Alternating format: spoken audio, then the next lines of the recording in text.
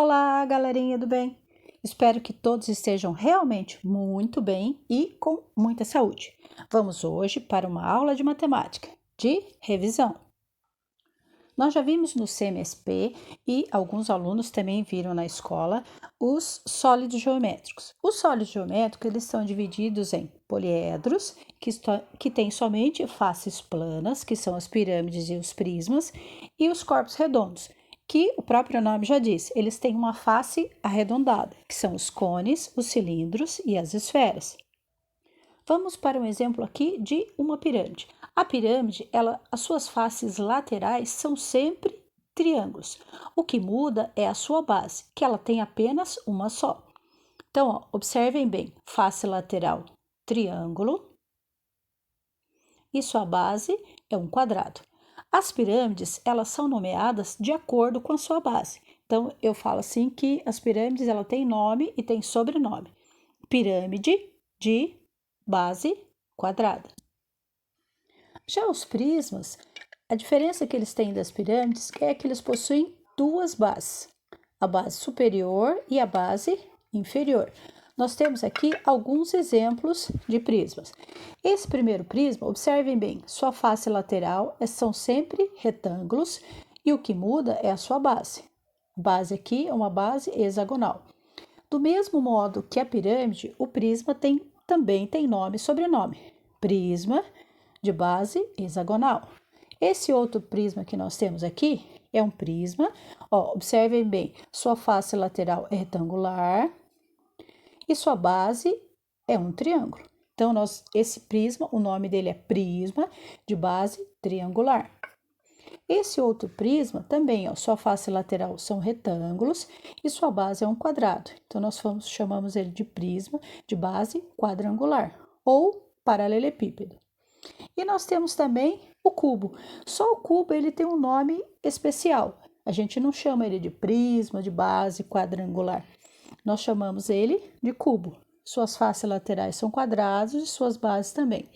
Professora, mas o quadrado é um retângulo? O quadrado também é um retângulo. E nós temos agora os corpos redondos. Observem aqui, Opa, tá fugindo a minha esfera.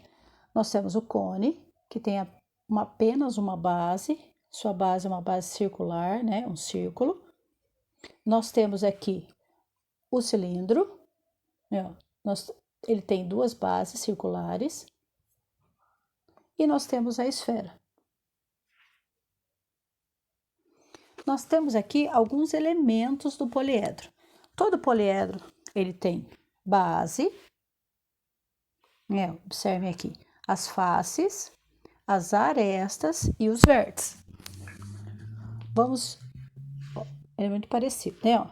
Nós temos aqui a base, duas bases. Nós temos aqui as faces, face, face, face. Nós temos as arestas, arestas. E nós temos os vértices, que é cada cantinho que ele tem aqui, 1, 2, 3, 4. 1, 2, 3, 4. Se a gente analisar bem, esse prisma, ele tem duas bases. Ele tem 1, 2, 3, 4, 5, 6 faces.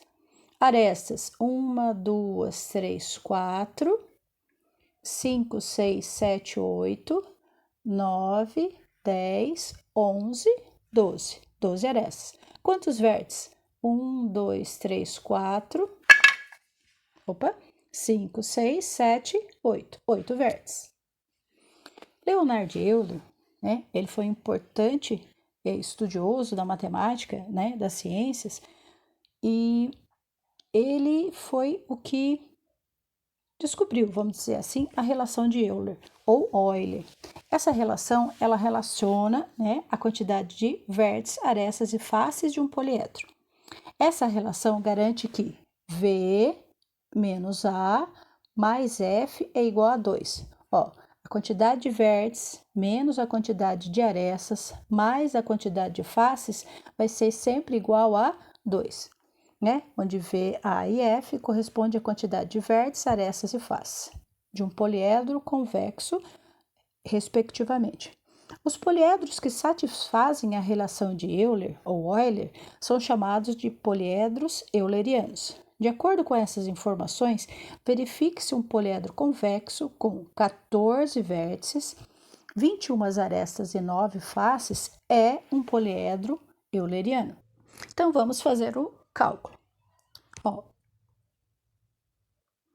a relação de Euler é V menos A mais F tem que ser igual a 2.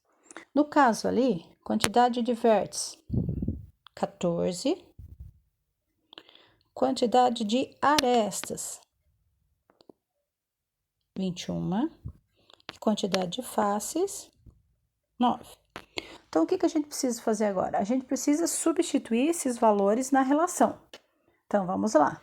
V, 14 menos A, 21, mais face, que é 9, que vai ser igual a 2. 14 menos 21. Eu tenho 14 e devo 21. Ó, o que eu devo é muito maior do que eu tenho. Então, eu vou continuar devendo. Então, ó, 21 menos 14, 7. Mais 9, igual a 2. Menos 7 mais 9. Eu devo 7, mas tenho 9. O que eu tenho é maior que a minha dívida. Então, vai sobrar dinheiro. Então, vai ficar 9 menos 7, 2 igual a 2.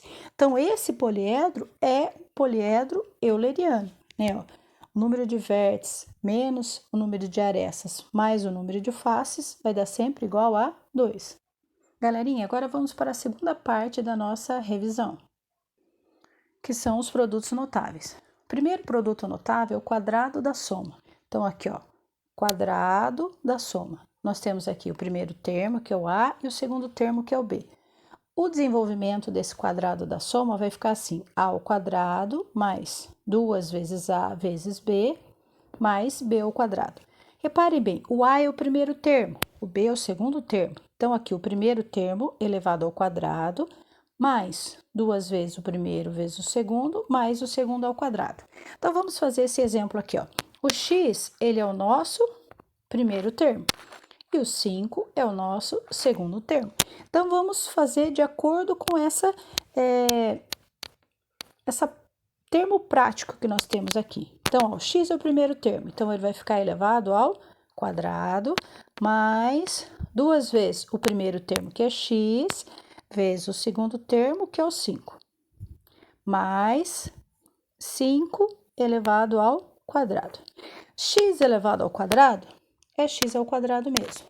Agora aqui, ó, o mais vai continuar sendo mais aqui. E agora eu faço a multiplicação. 2 vezes x, 2x. 2x vezes 5, 10x. Mais 5 elevado ao quadrado, 25. Pronto, desenvolvi meu produto notável, que é o quadrado da soma. Nós temos o segundo produto notável, que é o quadrado da diferença. A única coisa que ele diferencia do quadrado da soma é porque aqui no meio o sinal é de menos. Opa, a professora errou aqui, né? Perdão. Então, aqui o sinal, ó, é de menos. Aqui embaixo tá certo, ó, gente. Então, vai ficar aqui, ó.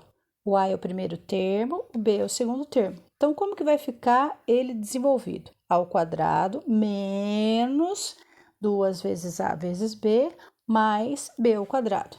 Então, ó, como que é a regra prática para isso? Primeiro termo ao quadrado menos 2 vezes o primeiro vezes o segundo mais o segundo elevado ao quadrado. Como que nós vamos fazer isso aqui, então? Vamos fazer esse exemplo. Quem é o primeiro termo? O primeiro termo, no caso aqui, é o y. E o nosso segundo termo é o 6. Então, vamos colocar na nossa regrinha. Primeiro termo ao quadrado, y elevado ao quadrado, menos 2 vezes o primeiro termo, que é y, vezes o segundo termo, que é 6, mais o segundo termo, que é 6 elevado ao quadrado. Então, olha lá, primeiro termo elevado ao quadrado, menos 2 vezes o primeiro, vezes o segundo, mais o segundo elevado ao quadrado.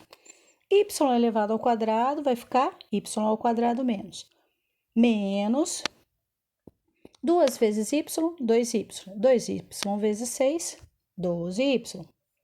Mais 6 elevado ao quadrado, 6 vezes 6, 36.